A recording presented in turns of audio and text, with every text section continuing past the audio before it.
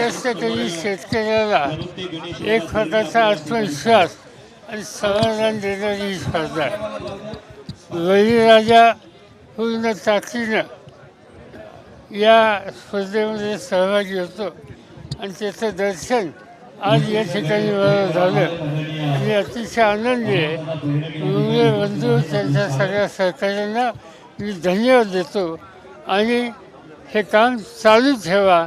आमच्या सगळ्यांची साथ तुम्हाला जाईल.